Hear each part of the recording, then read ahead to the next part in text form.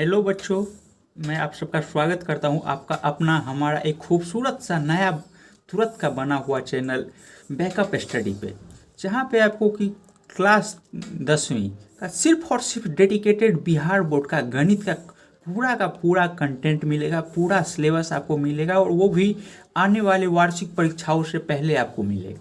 और मैं उम्मीद करता हूं कि आपको मैं अच्छे से समझा पाऊं और आप समझ पाओ, ताकि एग्जाम में जाके फोड़ दो और एग्जामिनर भी सोचे कि क्या बच्चा था यार, क्या लिखा था, नंबर देने पे वो मजबूर हो जाए। तो आइए शुरू करते हैं हमारा पहला और सबसे अच्छा चैप्टर, जो कि खूब स्कोरिंग माना जाता है, जहाँ से कम आपको 5 से 7 नंबर का क्वेश्चन आपका आना ही आना है। उस चैप्टर, उस विषय के उस खूबसूरत से चैप्टर को हम आइए पढ़ते हैं, वास्तविक संख्या। तो वास्तविक संख्या के बारे में हमको जानना है, उसका कैसा बिहेवियर है, वो कैसे करता है नहीं करता है, उसके बारे में जानना है। आइए सबसे पहले हम देखते हैं कि वास्तविक संख्या होता क्या है, क्योंकि कोई भी चीज़ जानने से पहले आपको वो चीज़ देखना है कि वो होता क्या है। और आप अगर इतने भी नालायक हैं कि लिखने का मन नहीं करता है, तो आपको डिस्क्रिप्शन में नोट्स अच्छा से लिखा हुआ एकदम खूबसूरत सा प्रिंटेड नोट आपको मिल जाएगा, वहाँ से आप डाउनलोड कर लीजिए और आप अपनी पढ़ाई को जारी रखिए। वास्तविक संख्या। अब वास्तविक संख्या कोई भी संख्या जो रियल में एग्जिस्ट करता हो, जिसे कि हम फील कर सके। अब ऐसा कोई नंबर ला के ना बोल दे जो कि एग्जिस्ट ही नहीं करता हो, जैसे कि बोल दे -√2। ऐसा कोई नंबर होता ही नहीं है। तो ये अवास्तविक नंबर है, इसके बारे में हमको अभी पढ़ना नहीं है। अभी हमको पढ़ना है सिर्फ और सिर्फ वास्तविक नंबर के बारे में। अब वास्तविक नंबर का जांच, ये हम कैसे पता करें कि हाँ वो नंबर वास्तविक है या नहीं। तो इसका सबसे सटीक जांच है कि आप कोई भी नंबर का वर्ग करें। क्या करें? कोई भी नंबर का वर्ग करें, दैट इज कोई भी नंबर का आप स्क्वायर करें।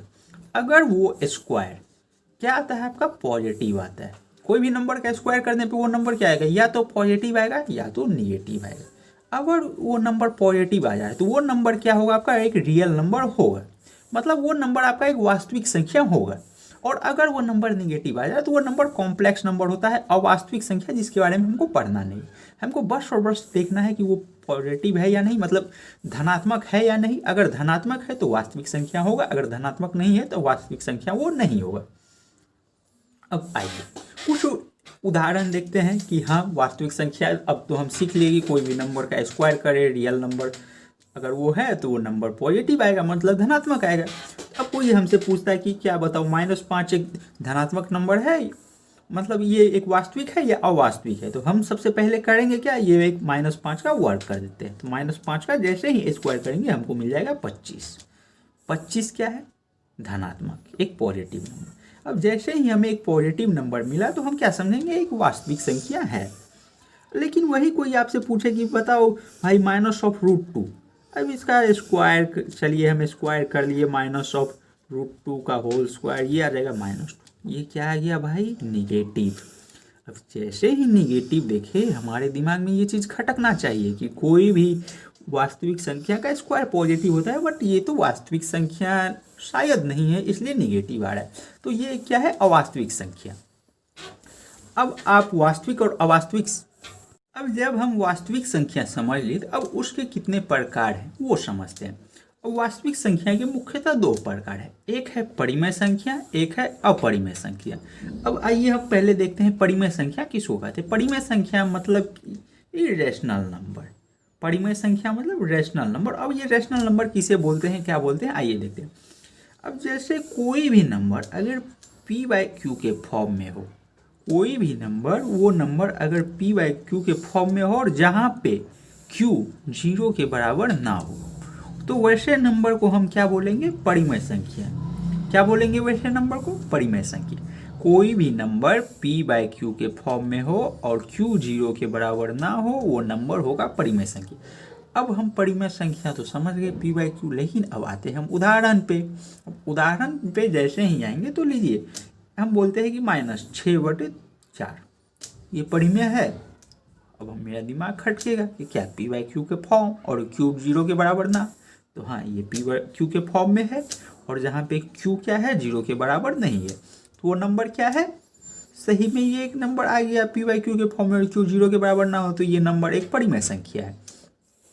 अब आप कहीं पे हो, कोई पार्टी फंक्शन में हो, आपके चाचा जी आपसे बोले, बाबू 10वीं में पढ़ रहे हो। चलो एक क्वेश्चन बताओ तो, -5 एक परिमेय संख्या है या नहीं। अब आपका दिमाग बहुत खटकेगा कि सर तो पढ़ाए थे p/q के फॉर्म में हो तो, और q 0 के बराबर ना हो, तो क्या इसको हम p/q के फॉर्म में नहीं लिख सकते हैं। ध्यान से बच्चों देखो, इसको भी हम p/q के फॉर्म में लिख सकते हैं। -5/1, कोई फर्क आया नहीं आया। तो अब ये p/q के फॉर्म में भी आ गया है, q 0 के भी बराबर नहीं आ गया, तो ये क्या है, परिमेय संख्या है। वैसे ही आप देखो 7/10 हो, 20/4 हो, -45 हो, 1000 हो, या फिर 1002/10 हो, ये सब क्या है, परिमेय संख्या है। अब जैसे हम परिमेय संख्या पढ़ लिया, वास्तविक संख्या का मुख्यतः 2 प्रकार बोले थे, एक परिमेय और एक अपरिमेय।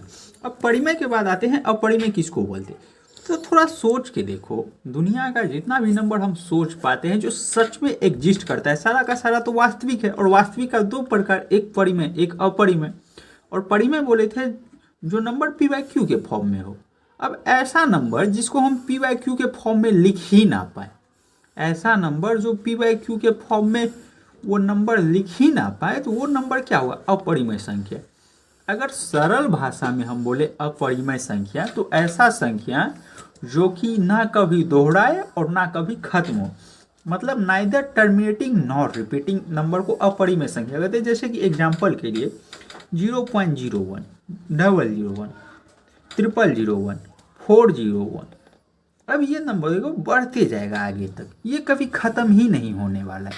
अगर कोई हमसे पूछे कि इसका एग्जैक्ट आप वैल्यू बताओ, तो आप बता पाओगे, नहीं बता पाओगे, क्योंकि ये तुम लिखोगे, तुम्हारे बेटा लिखेंगे, पोता लिखेंगे, लिखते जाएंगे 0000000, बहुत सारा 01, फिर कहेगा कि नहीं दादा आप गलत लिखे थे, रुकिए हम लिखते हैं।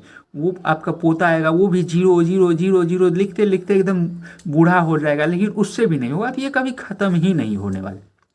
और एक खासियत है कि ना ये नंबर कभी दोहरा रहा है, अगर दोहराता तो भी हम उसको p/q के फॉर्म में लिख सकते हैं। जैसे कि 0.01, 01, 01, 01, 01, ये नंबर देखिए एक रिपीटेशन है इसमें, बट इसमें रिपीटेशन नहीं है।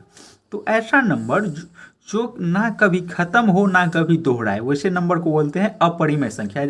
जैसे उदाहरण के लिए √2 क्या होता है, 1.4142 करते करते खूब आगे तक जाता है। इसका किसी को आज तक एग्जैक्ट वैल्यू पता ही नहीं चला। हम लोग खूब पढ़ते हैं √2, √3, √5, लेकिन आज तक कभी हम जान ही नहीं पाए कि उसका वास्तविक में है क्या, ये नंबर है कितना, ये आज तक हम नहीं बता पाते। ऐसे नंबर क्या है, अपरिमेय संख्या। और एक बहुत ही फेमस क्वेश्चन है जो सबसे पूछा जाता है जनरली कि पाई ई, ये सारा क्या है, ये भी एक अपरिमेय संख्या है, ये भी एक अपरिमेय संख्या है, दोनों का दोनों क्या है, एक अपरिमेय संख्या है। अब हम परिमेय संख्या और अपरिमेय संख्या पढ़ चुके हैं। परिमेय संख्या जो p/q के फॉर्म में हो और q 0 के बराबर ना हो, अपरिमेय संख्या जो p/q के फॉर्म में नहीं हो, और अपरिमेय संख्या को सरल भाषा में जो ना तो कभी दोहराए और ना कभी खत्म हो। अब आते हैं परिमेय संख्या के प्रकार। परिमेय संख्या के मुख्यतः 3 प्रकार बहुत सारे हैं, जैसे कि भाज्य, अभाज्य, पूर्णांक, प्राकृतिक, पूर्ण, सारे परिमेय संख्या पर। लेकिन हमको मेनली अभी 3 चीज़ के बारे में फोकस करना है जो हमारे एग्जाम में काम लायक है, भाज्य संख्या, अभाज्य संख्या और पूर्णांक। तो सबसे पहले देखते हैं भाज्य संख्या। भाज्य संख्या वैसी संख्या जिसके 2 से ज़्यादा भाजक हो, मतलब एक तो वो खुद से विभाजित हो, एक से विभाजित हो, एक क्या बोले, खुद से, एक से, और एक किसी भी एक और नंबर। तो वैसे संख्या को भाज्य संख्या बोलते हैं। उदाहरण के लिए जैसे कि 4, तो 4 के देखें तो हम 3 मल्टीपल है, 1, 2, 4। 4 में आप 1 से भाग दीजिए तो ये 4 बार में लगेगा, 2 से भाग दीजिए तो ये 2 बार में लगेगा, 4 से भाग दीजिए तो ये 1 बार में। 4 के कितने मल्टीपल, 3। तो ये, और हम भाज्य संख्या का परिभाषा क्या बोले कि वो एक खुद से, एक से और किसी एक और से। तो ये 4 जो है 3 नंबर से डिवाइड, तो ये 4 भाज्य संख्या है। हाँ, 4 भाज्य संख्या है। अब जैसे उदाहरण के लिए हम एक देखते हैं 6। 6 किस किस से विभाजित है? 1 से विभाजित है, 2 से विभाजित है, 3 से विभाजित है, 6 से विभाजित है। तो 6 क्या भाज्य संख्या है? हाँ, 6 भी भाज्य संख्या है। अब उदाहरण के लिए हम देखते हैं जैसे 50। 50 किससे विभाजित है? 1 से, 2 से, 4 से, 5 से, 10 से, 25 से, 50 से। 1 2 4 5 10 25 50, इतने सारे संख्याओं से 50 विभाजित है। तो 50 क्या एक भाज्य संख्या होगा? हाँ, होगा। भाज्य संख्या के लिए मुख्यतः हमको 3 चीज़ देखना है। एक खुद से विभाजित हो, दूसरा 1 से विभाजित हो, और तीसरा किसी एक और नंबर से विभाजित हो। वैसे संख्या को हम क्या बोलते हैं? भाज्य संख्या बोलते हैं। भाज्य संख्या तो हम लोग जान गए, वो एक खुद से विभाजित हो, एक किसी और से विभाजित हो, और एक से विभाजित हो। मतलब कम से कम उस 3 नंबर से विभाजित हो तो वो संख्या भाज्य संख्या होती है। अब आते हैं अभाज्य संख्या।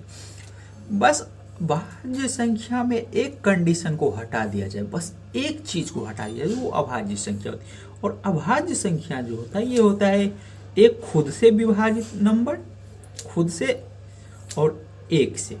कोई भी ऐसा नंबर जिसका केवल 2 संख्या का मल्टीपल हो, जो एक खुद हो और एक हो। जैसे कि 2 किससे विभाजित है? 1 से और 2 से। इसका बस 2 ही मल्टीपल है। जैसे 3, 1 से, 3 से, 5, 1 से, 5 से। मतलब कि केवल 2 संख्या से विभाजित हो, वैसे संख्या को बोलते हैं अभाज्य संख्या। अब आते हैं पूर्णांक। कोई भी नेचुरल नंबर, पूर्णांक, कोई भी प्राकृतिक संख्या, अगर उसमें 0 भी मिला दिया जाए और उसका निगेटिव मतलब ऋणात्मक भी ले लिया जाए। अब प्राकृतिक संख्या क्या? 1 2 3 4 5 6, ये अनंत तक, इसमें 0 भी मिला दिया जाए और इसका निगेटिव भी ले लिया जाए, -1 -2 -3 -4, ये अनंत तक। यही हमारा क्या है? पूर्णांक है। और इसी से बन के आता है हमारा रेखा। वास्तविक रेखा पे जो आप पढ़ते हैं, ये एक रेखा है, और इस पे जो आप पढ़ते हैं कि ये 0 1 2 3 4, ये अनंत तक, -1 -2 -3 -4, ये भी अनंत तक। ये जो सारे हैं 1 2 3, ये सारे क्या है? हमारा पूर्णांक है, जिसको कोई इंटीजर बोला जाता है, पूर्णांक। तो आज की कक्षा में इतने ही रखते हैं। अगले कक्षा में हम लोग पढ़ेंगे यूक्लिड विभाजन प्रमेय, जिसको कि बहुत अच्छे से और बहुत डीप जाके पढ़ेंगे। अगर आपको आज का वीडियो अच्छा लगा हो तो इसे लाइक कर दे, शेयर कर दे, सब्सक्राइब करें। आप अपना भी भला करें और हमारा भी भला करें। धन्यवाद।